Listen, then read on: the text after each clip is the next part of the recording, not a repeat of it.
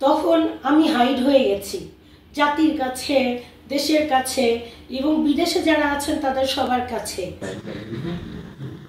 তুমি আমাকে সবার কাছে হাইড করেছো, দেশের কাছে হাইড করেছো, সমাজের কাছে হাইড করেছো, কিন্তু আমি করতে পারলাম না।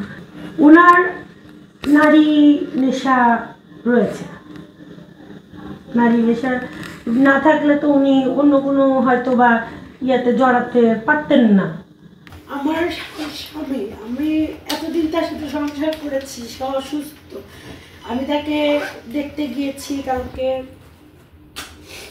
আর আমি আজকে তাকে দেখতে যেতে চেয়েছি, কিন্তু তারা আমাকে আমার স্বামী আমাকে না করেছে যে তুমি তোমার আসার দরকার নেই,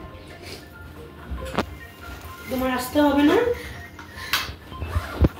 মাকে পাঠিয়ে দাও। তার মাকে পাঠিয়ে দিতে বলছে, আমি তার মাকে। আর আমার শ্বশুরের পর থেকে আমার সাথে, মানে এই ঘটনার পর থেকে আমার সাথে তিনি ভালো করে কথা বলছেন না।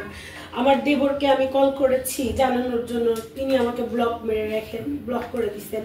তো আসলে আমি আপনাদের দ্বারা চাই যেন আপনারা সুষ্ঠু সমাধান করে দেন, আমার সংসারটা আমার সন্তানদের সাথে করে যেন সুষ্ঠুভাবে আমি জীবনযাপন করতে পারি। না, উনি আমাকে ডাইরেক্টলি বলেনি, তবে ইনডাইরেক্টলি উনি আমাকে বলেছেন যে আমি যেন কোনো অ্যাটেম্প্ট না নেই বা কোনো সিন ক্রিয়েট না করি, কারণ আমি কালকে গিয়ে নিজেই হতবাক হয়ে গেছি। আমাকে কেউ চিনে না, আমাকে কেউ চিনে না, দুই হাতে গোনা দুই একজন ছাড়া, যারা ন্যাচারালি অফিসের লোক জানে যে আমি তার ওয়াইফ, দুই একজন ছাড়া সবাই আমাকে মানে কনফিউজড যে আমি তার ওয়াইফ। এখনো কোনো আইনি সাহায্য নিইনি, কারণ আমার বাবা একটু দূরে আছেন, আমার মা আজকে আসবেন। আসলে যেহেতু তিনি এখন বর্তমানে আমার হাজব্যান্ড অসুস্থ, হ্যাঁ, যার কারণে আমরা এখন আইনি ব্যবস্থা নিতে পারিনি।